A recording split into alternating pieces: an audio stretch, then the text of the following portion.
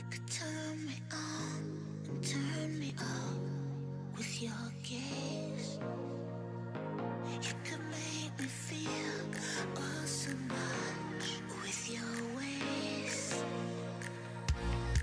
It's so perfect the way you play me.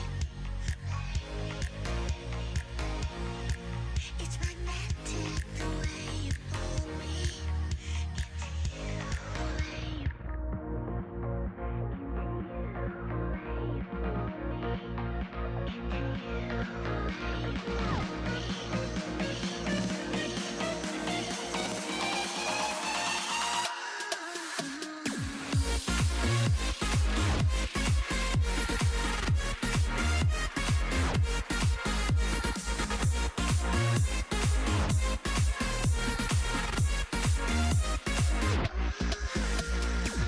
later, which leaves Namgung with his favorites, right? His Pike and his Elise. But I think trying to the play Elise is really good here. Trying to play the I really Elise like it. It is so though feast or famine in this 2v2. Like you either save the lane or you lose even harder than you would have otherwise. And now Perfect is going to get his hands on this Renekton that Casting could have grabbed on that third spot instead of the Ezreal, and it goes all the way through here. This draft for KT Rolster is so formidable in the mid game. And BDD looks like he wants to prefer a little bit of range here with this Mel pick, despite the nerfs, instead of going for the Aurora. Yeah, now pickability for casting. He can play the Vayne, which has been in vogue, but also the Gnar is up and available into the Renekton. We have seen Renektons find a little bit more success in the past, but this is some of the flavor that Zeus was bringing out. And he might just decide to go that way, but instead, back to the tried and true, and it will just be the Gnar. So probably should have stuck to our guns there. I think that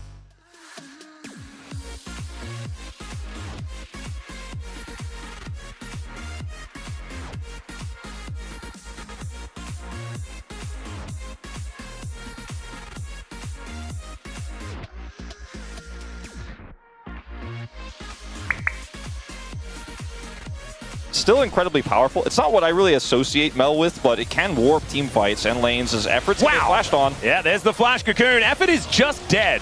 There is nothing they can do about it. As Namgung continuing to go aggressive is down with the Incinerate. Now you got a magical journey coming on over as Namgung may actually get challenged and punished for his first blood flash cocoon into the trap, and down he will go. And Aiming is going to collect it with a Peacemaker. About that. He went 5-0-7. It was Loki that time around, though, as the bear comes down. There's the flash in from Gideon, but doesn't manage to land anything else after it. Use the magical journey to dodge it through that fat wall, which is quite common. As Perfect is he's a mid laner now. Yep, the roaming Renekton and BDD. He's got this. Down goes Roma. Sometimes when you have a lead as Renekton, you have so much agency to go around the map, even if it takes you a really long time. He didn't even have a lead in this game, but was able to sneak down there. And now he's the target of a potential dive. Yeah, Flash Wallop is going to connect, and that's going to land the Q for Gideon. And down will go the Crocodile. The immediate punishment does come in. Online means that he's going to be able to side lane. So, how dead is Roma? Well, BDD doesn't have his R button this time. Yeah, but his passive will do the trick. I was going to say, like, I don't think it doesn't really hurt him, which you could feel earlier. It looks like Gideon's going to get this dragon, which is nice. And Cuzz was almost there in time, but did not quite make it. There's the flash in from Namgung. Does manage to find the Coon, and that is another very dead Bard. Yeah, I believe that control ward was placed by him as he was dying, so they read that really well as Gideon. Yeah, just going to get engaged on here by Cuzz. Wanting to defend some vision. Does get put in a spider web. Dragon they pick up is a strong individual elemental dragon. BDD looks for a bit of an angle here and just finds the ulti. Down he will go. Another pinky wave. You hate it. Yeah. All of the frustration that everyone feels from solo queue is just continuing here. As do we get a trap down in time? That is the question. Peacemaker comes through. Aiming is a little bit low, but Teddy will still get electrocuted. Not going to be enough to get the kill because Aiming wasn't able to get the snap trap down in time. But still, this is so much pressure. Yeah, and Cuzz is here. Yeah, and I'm still going to go in. That is a magical journey taken, but Cuzz makes his way down like you say. Cleanse from Aiming comes in. Cataclysm goes down. BDD's also here. Doesn't have the ulti, so Teddy's at least able to get himself out. And there goes the Bard once more. Cuzz is also dead, but I've seen this movie before. the BDD kills everyone movie, and it's like it's a rerun. We don't need a rerun. Yeah. I want a sequel, man. Yeah, I think, I don't know. There were a lot of kill. Oh, okay. That's a good win. Okay. That's a good win. Instead of BDD flashes the spider. 가비. 나 궁. And then Steady's Steady's got ult. Check out the tracking. Like, where is he? I'm gonna say that he's this one. I'm gonna kill this one instead. That's all right. We've got a bit of a team fight here as 2 members of KT are already dead. Not entirely sure how or why or what, but there it is. Is huge, and suddenly those waters I had earlier today are starting to feel a little bit more real. And no, it's just a contest here for the start of this. Tempered Fate not going to necessarily do much here as, yeah, Cuzz gets kicked, and then he dies. Effort gets the auto before he gets over the wall, so he dies, and they're just dead right before the fight really... The setup for Bro is just so much better. Now, they didn't get to fight the way they wanted as casting. Yeah, Cuzz going to come down, layers the CC very nicely as that Ruthless Predator comes through. Casting is able to flash out of the Cataclysm though. That's very nicely done. And now Cuzz needs to try and escape, and Namgung's going to come on over, lights the Renekton on fire, and down goes the Jarvan. And even though BDD is massively fed and might be able to kill Roamer as he teleports his way in, there's the flash over from Perfect, but he's going to die as well. And maybe not as worth as you might have expected as aiming put some traps down. Get that last plate, so BDD has to stick around even though he's a little bit hurt, doesn't have his ultimate. I think he will be able to defend this, but it means he's not here to defend the Herald drop in mid. Gideon actually can avoid this as well. He uses it expecting the Tempered Fate to come out and denies the charge deny. Really wishes that Shelly would, do that whole headbutt thing, but she just doesn't want to. Yeah, it didn't even proc the Flux. Oh dear. If that had have landed, True Shot Barrage is not going to land. I don't know if this is a good idea for Bro necessarily. Yeah, he does have dominance. He's going to pop it, but he's still taking a lot of damage. Needs to get that Q off. Does do so, and also clears out the entire wave. And Gideon's lead right now as he is coming in. Speaking of Gideon. Yeah, BDD just trying to stand his ground and do as much damage back as he can. Cuzz and Effort are going to show up as there is the Tempered Fate. Namgung just goes up into the sky. And so the Bros just able to throw out so much, like, unpunishable attempted engage. And that is not going to be one of those options as Cuzz needs to get himself out of there. Does have the Mikhails from Effort to help him do so, but now his health bar is very, very low. Great snare, going to connect onto Gideon, but he safeguards to get out of the way of most of the Q. It's a lot of damage onto this Lee Sin. When Goldmember came out, I was like, oh, this isn't as good, but it was still great. There have been so many way worse sequels since, as Roamer is going to have to flash. Tempered Fate is going to go wide there as well, but the Cataclysm comes down, and the Annie explodes. So Bro is still continuing to hold that tempo lead as Perfect doesn't know what's there. All right, he is going to press the Dominus button in time, but the True Shot Barrage comes down.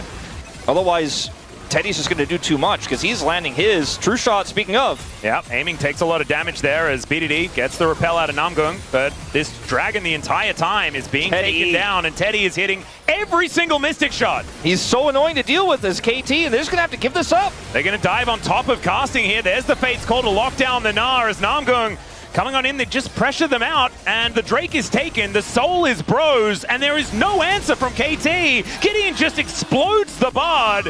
And there are just sad Bard noises with no response from KT as they look to just try and get back to their base safely. It's just not looking like it's possible. They're flashing all over the place. BDD cannot offer enough damage back here, and this might just be a Baron take. There's pings towards his. Teddy goes in. Yeah, he is an absolute monster as BDD looks to try and tag him.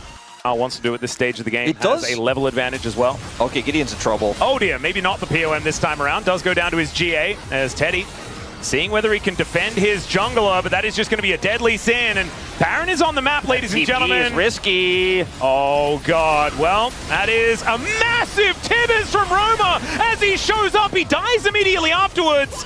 But aiming now needs to try and kite casting away, and he does so. Lands the headshot and then just gets Arcane shifted to death from Teddy, who's trying to employ Baron to help them out of there. It's only Namgung and Teddy left alive. Starting to fall off. Now, we have to go back to live because Perfect may be caught himself. Yep, he's trying to turn this one onto Teddy. Slices and dices, but when you're, this range, you're just going to die. Teddy picks the angle beautifully. Nowhere for the Crocodile to go. And he's on a bit of an angle here. That's a bit of a mission. Looking to try and get on top of aiming. He picks the angle. The kick doesn't get him over the wall, but Namgung still turns up, and the Fate's Call isn't able to save the Caitlyn. It's a double kill as the bottom lane just gets wiped out by Teddy.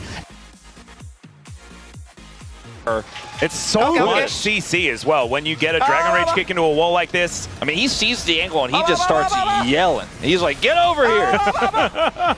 Because he found him, he got him, he got the prize. And then he immediately calls to go to Baron because he knows that is all it takes. And he's like, that's a longer cooldown than my ultimate, though. Yeah, exactly. As this is the problem, Perfect is absolutely a handbag at this stage of the game. Teleport in from the Annie, looking for that flank as Cuzz looks to get on top of Teddy. Arcane shifts out of the way and just looks to murder the Jarvan, then immediately gets past him, but it's Gideon that goes down first. The jungle trade is going to be there as Aiming able to get out of the Tibbers. That is insane. Teddy's going to get taken down by BDD, but BDD's going to die for the first time here in this game in trade for Teddy. And the Bros, they have enough left in the tank as Aiming has just opted out of this team fight entirely and will be able to get back home. Lead is the only difference maker here. This is just straight up going to be the game deciding fight. Yep, sometimes you just got to flip for an elder, ladies and gentlemen. As Aiming is down relatively low, they're looking for casting as Roma, he gets the bear down and lands it on top of the Jarvan. They get rid of the jungler before anything can really happen. And Perfect is in the backline, but there is no follow-up. Everyone else is getting zoned. And BDD is getting turned on by casting, has to flash to get out of the way of the Gnar, but it does at least survive. And Perfect does the same thing, but he has no teleport. And they can just go back to the Baron. Effort, oh no, just dead once again. A Mystic shot from Teddy, just doing so much of his health bar. It's so hard to do Baron while BDD is alive with ult, though. He did not ult casting because he knew he probably didn't have enough damage there. It's just going to go over, you have to think.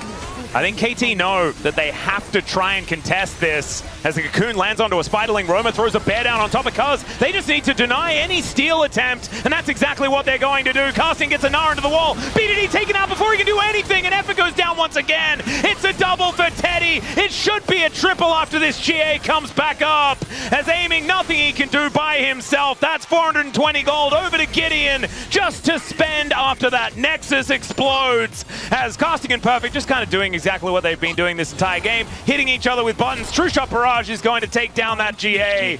Teddy just does not miss here today, man. He is having such an extraordinary game. Him and Gideon, man, I think they've just together had one of their best games of their careers at the same time. And now, it's absolutely terrifying.